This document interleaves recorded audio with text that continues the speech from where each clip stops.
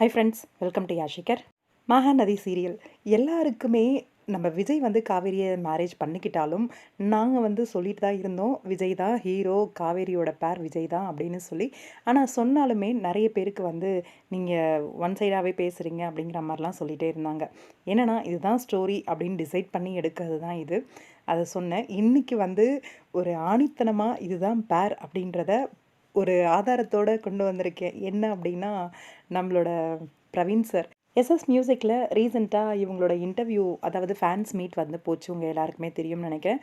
ரீசெண்டாக வந்து நம்மளோட விஜய் அண்ட் காவேரி, அதே மாதிரி கங்கா குமரன், மற்ற நிவின், இன்னும் ராகினி, இவங்க எல்லாரோட இன்டர்வியூஸும் போச்சு, பார்த்துருப்பீங்க.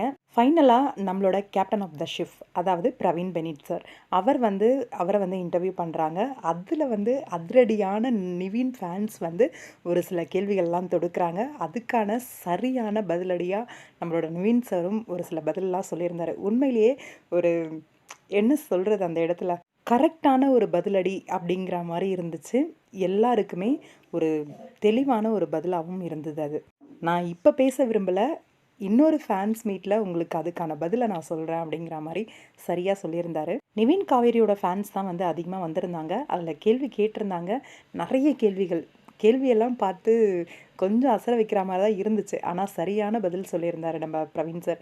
என்னென்னா, இந்த மாதிரி ஒரு கதையை வச்சுருக்க வேண்டாம், நீங்கள் எதுக்கு இப்படி கொண்டு வந்தீங்க அப்படின்னு அதுதான் என்னோடய வெற்றி அப்படிங்கிற மாதிரி சரியாக சூப்பராக பேசியிருந்தார். இன்னொரு பக்கம் இப்போ வந்து விஜயோட ஸ்மைலை நீங்கள் பார்க்கல. ஒன்ஸ் விஜயோட ஸ்மைலை நீங்கள் பார்க்க ஆரம்பிச்சிங்க அப்படின்னா, இந்த மாதிரி ஒரு ஜோடியே கிடையாது, இதுதான் பெஸ்ட் ஜோடி அப்படிங்கிற மாதிரி சொல்லுவீங்க அப்படின்ற அவரோட பதில் வந்து பார்த்துட்டு இதே எஸ்எஸ் மியூசிக்கில் இன்னொரு ஃபேன்ஸ் மீட் வைப்பாங்க, அப்போது நான் உங்ககிட்ட பேசுகிறேன் அப்படிங்கிற மாதிரி சொல்லியிருந்தார். அந்த அளவுக்கு அவரோட திரைக்கதையும் அவரோட கதையும் இருக்கும் அப்படிங்கிறதுல எந்த ஒரு ஐயப்பாடும் இல்லை. அந்த அளவுக்கு ஸ்டோரி அவர்கிட்ட ரெடியாக இருக்குது. இதுதான் யா ஜோடி அப்படிங்கிற அளவுக்கு இருக்கும் அப்படின்னு அவர் சொல்கிறத வச்சே தெரியுது எந்த அளவுக்கு அது அந்த கேரக்டர், அதாவது விஜய் கேரக்டர் வந்து ஒரு பர்ஃபெக்டான ஒரு பர்சன் அப்படின்றது. ஏன் அப்படி மாறினார் அப்படிங்கிறதுக்கான ஒரு ஃப்ளாஷ்பேக்கும் இருக்குது. அந்த ஃப்ளாஷ்பேக் உடையும் போது அவரோட அந்த ஓவரால் அந்த ஸ்மைல் வந்து அவர் ஃபேஸில் மறுபடியும் வந்துடும் அப்படிங்கிறதுல எந்த ஒரு சந்தேகமும் இல்லைன்னு தான் தோணுது. ஃப்ளாஷ்பேக்லேயே அவரோட கேரக்டர் எவ்வளோ பியூட்டிஃபுல்லாக காட்ட முடியுமோ அந்த அளவுக்கு காட்டுவாங்கன்னு நினைக்கிறேன். அந்த ஃப்ளாஷ்பேக்கோட எண்டில் தான் அவரோட அந்த மாறினதுக்கான சேஞ்சுக்கான காரணம் நம்மளுக்கு தெரிய போகுது. கண்டிப்பாக பயங்கரமான எபிசோட்ஸ் எல்லாம் காத்துட்ருக்கு அப்படிங்கிறது மட்டும் நல்லா தெரியுது. இனிமே நிவின் காவேரி பேர் சேரவே சேராது. விஜய் காவேரி தான் பேர். ஒன்ஸ் மேரேஜ் ஆயிடுச்சு, இவங்க தான் பேர். நம்மளோட டைரக்டர் தெளிவாக அதுக்கான பதிலை வந்து கொடுத்துட்டாரு.